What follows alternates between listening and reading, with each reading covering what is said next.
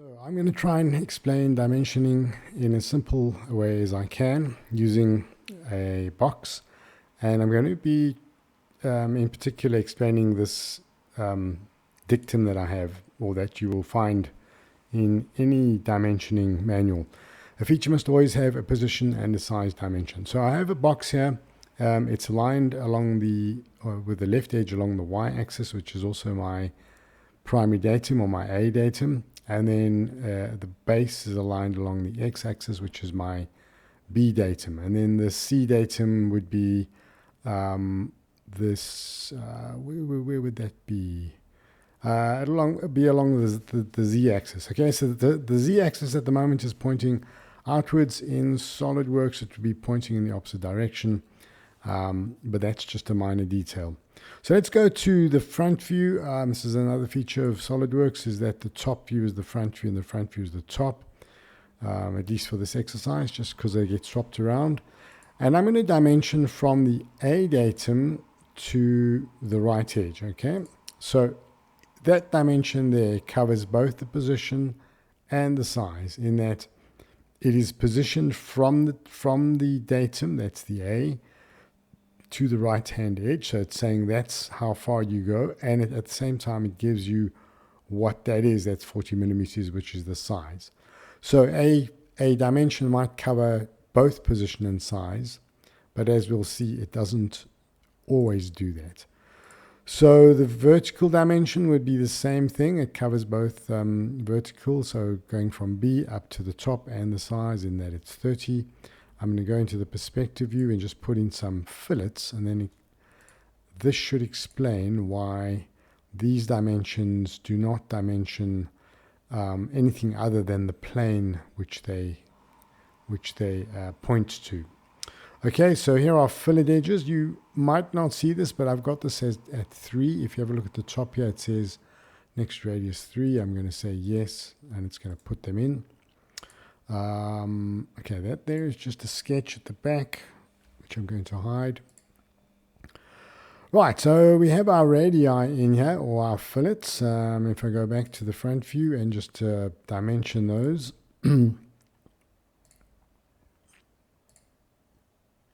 There it is. And so what I want to illustrate is that even though I've chopped off a little bit of the left-hand plane, these extension lines really still are pointing to that plane, right? So even if I drag these down a little bit, you'll see this dimension hasn't changed. The actual fillet has done nothing to the dimension, either the 30 or the 40. That might sound a bit obvious, but what it does illustrate is that these dimensions are pointing to these planes, and they're not pointing to anything else. So 40 is pointing to the distance between this plane here and that plane. And those planes, if I were to, let's just see if we can get a copy of that. So extract surface at 0. These planes would continue, and you can picture that going on for forever. Up and down forever. So, and you can see while I do that the 40 is stretched out between the two planes. So if you can keep this in mind, you'll have a good starting point for understanding position and size dimensioning. So I've deleted those. Oh, I seem to have deleted. Okay, I deleted, I didn't create copies of those planes. Right, so the 3 is also, what it is also doing, let's do the same sort of thing now. Let's just extract surface, but I'm going to copy. No, all right, so I'm going to now just get this to go down, -3, and just extend that plane, and do the same here. So that'll be 3.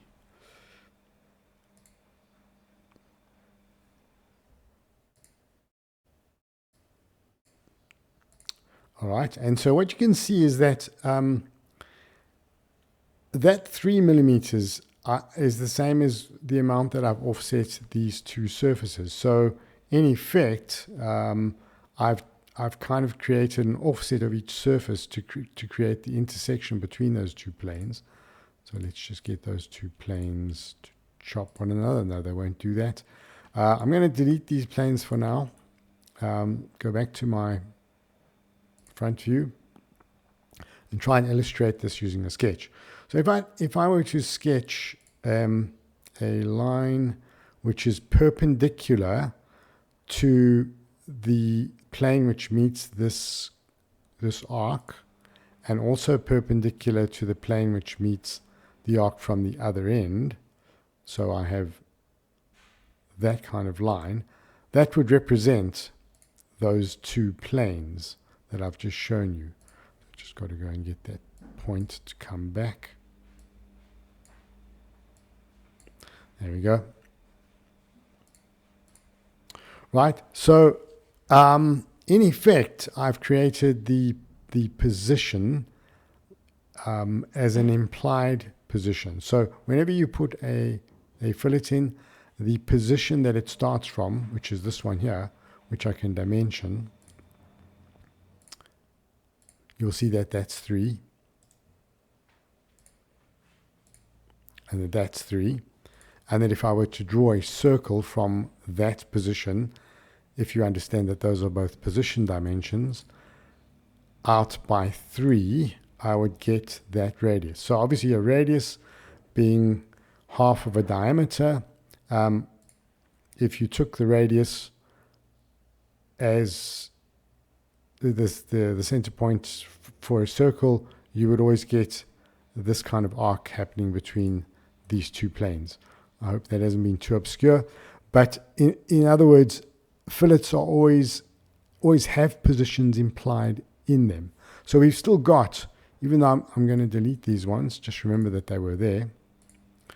We've still got in this single dimension, we've still got a position which is 3 millimeters from the edge, 3 millimeters from the edge, and a size which is R3, radius of 3. So the R gives you not just, well, it tells you what the shape is. It's an arc, and then 3 is the actual size of that arc. Okay, so sorry, I shouldn't have deleted that one. I'm going to delete this one here.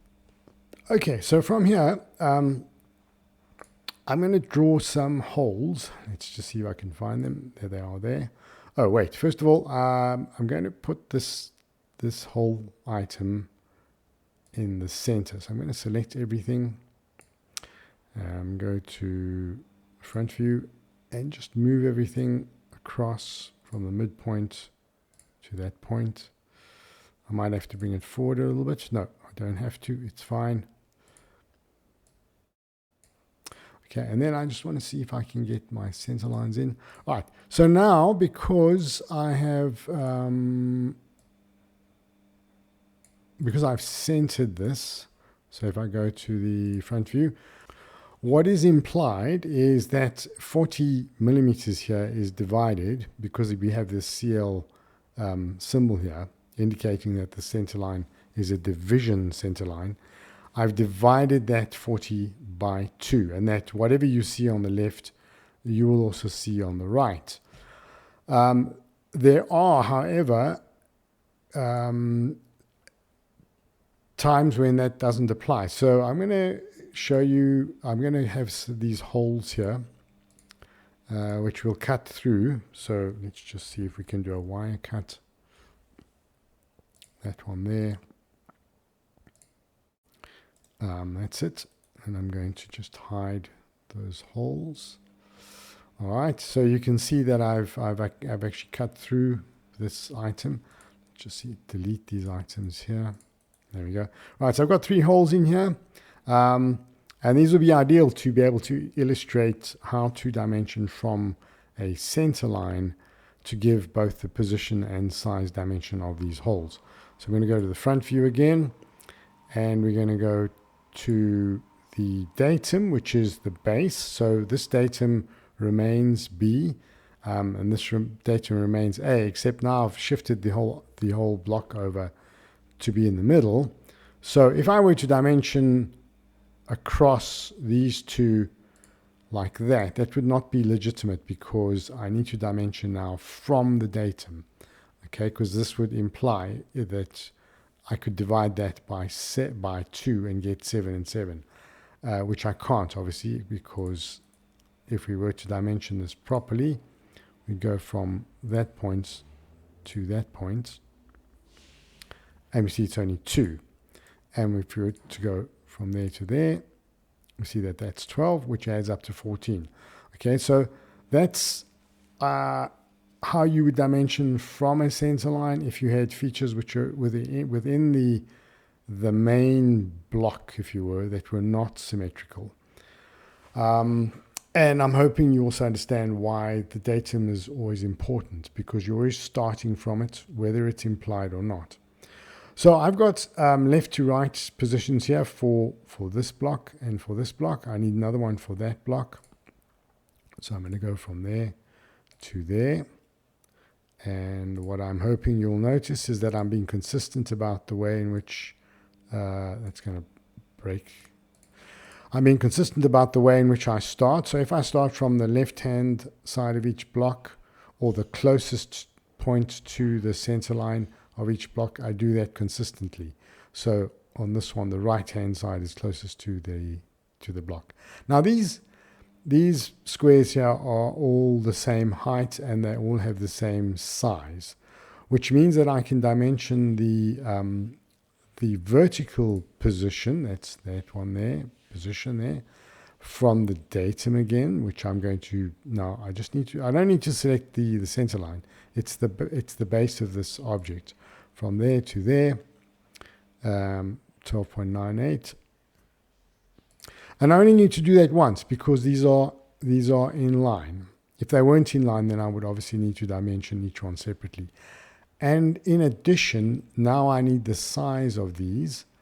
And for that, I only need a size for the vertical, because these three are all the same size. So I only need once. And I need for the horizontal like this, and I should put a note in just to tell whoever's looking at this that this dimension, or this size dimension, applies in 3 places. So 3 places. This should in fact be somewhere like that, and that one a little bit higher. Okay, so always get your dimensions to go from smallest to largest with nice spacing in between so that it's easy to read. So that says that I have a dimension of 5 and it's 3 places. So if I see 3 features which are exactly the same, I can apply the 5 to all 3 of those. I hope this covers how size and position dimensions work. This is obviously a fairly simple case. Let's try a slightly more complicated case in that we have something which is tilted. So I'm going to switch everything else off. Hopefully get rid of it. Let's just get rid of these. Oops. So those are symbols I was going to use in another context. In fact, now the center line should disappear. So let's just switch that off, because I'm not using the y-axis as a center line anymore.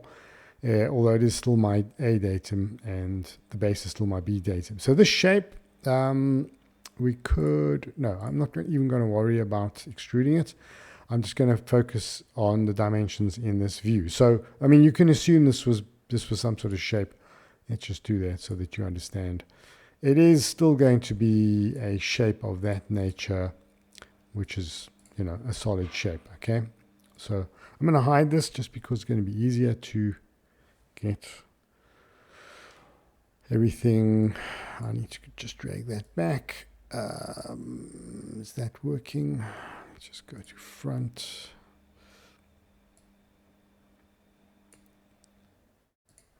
Yeah, okay, so that should be all right. So let's dimension this. What I need is obviously a a left to right, or let's go from a right to left dimension, and then a height. But because we've got this plane, which is, we assume, and we can assume that that plane there, that one there, see if I can get to choose it, is parallel to this plane, and that that plane is the continuation of these planes, or that these, those two planes are collinear, and these three planes here are also collinear. So that simplifies it, and I want to just illustrate how you would go about dimensioning something where you've got a plane, but you've also got fillets, and the fillets make it a little bit more difficult to create the position. Remember, it's size and position. Oh, my note has disappeared, but I think you're getting used to it by now. So we need a size. We need to go from there to there, and we need to go from there to there, and then we need to get that plane, and then we need to get some other dimension. So let's see if we can get that done. Let's go with the simplest one first, from right to left. Right, so that gives us a position and a size. We now need that height. So what I've done is I've actually drawn in these virtual sharps, because Rhino doesn't have a facility to do that, but essentially let's see if my smart track is on.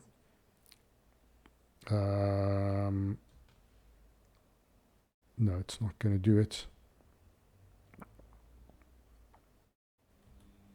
There we go. Okay, so this is what I've done. I've gone to something like that. There we go.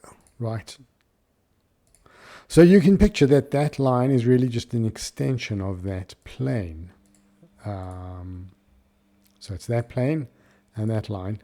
Those are just extensions. So I've extended that plane outwards, and I've extended that plane upwards. And where they meet is called the virtual sharp. That's the point at which I can create the height, because what I've done is I've taken away a little bit of material here, and I need to put that material back to get a position. So let's do that. Let's create the height. There we go. That is the position. So here I have a position from right to left of 48.75, and a second position from the base 0 upwards, 4.95. So I've got the position of that point, and from that I can then create an angle dimension. So the angle dimension I could take from this baseline to that line, but if I do that, you'll see that it's going to give me this very small dimension, which is going to be difficult to fit in. So instead of doing that, I'm going to take it out the back end. So let's go from that line to that line. Try that again. This line to this line. There we go. 30. Right. So it's kind of out of the way, but it is illustrating what's happening.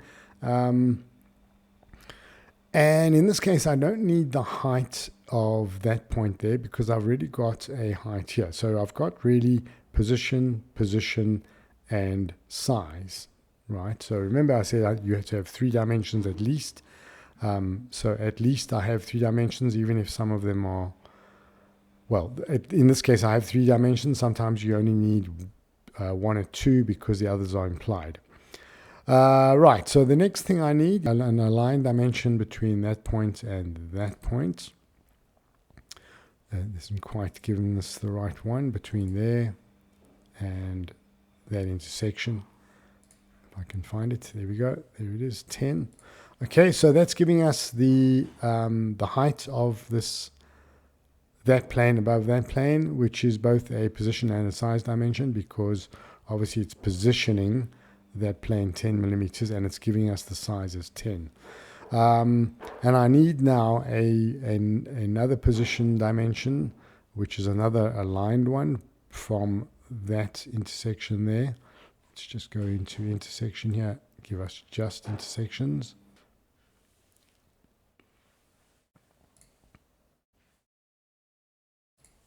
Yeah, there we go. Right. So that is a position dimension. And let's just switch this back that off, and so we need another align dimension to give us a size dimension, and then another position dimension. We could obviously take that dimension there from this point to that point. This would be a secondary datum, but I'm going to just simplify it for now and just put these in just to show you the basic idea. Okay, and so this is almost dimensioned. The only other thing we need here are the fillets. So I would then fillet this, and I could just check that that's, so that these are probably all fillets of 2. So I could just type in here TYP, which would indicate to whoever's looking at this that whenever you see a fillet, they're all 2. Okay, so that covers that. So that's how you would do something which is at an angle, and I cannot see anything which is not covered here, so that about sums it up. Right, so we'll hop over to SolidWorks and explain the rest in SolidWorks.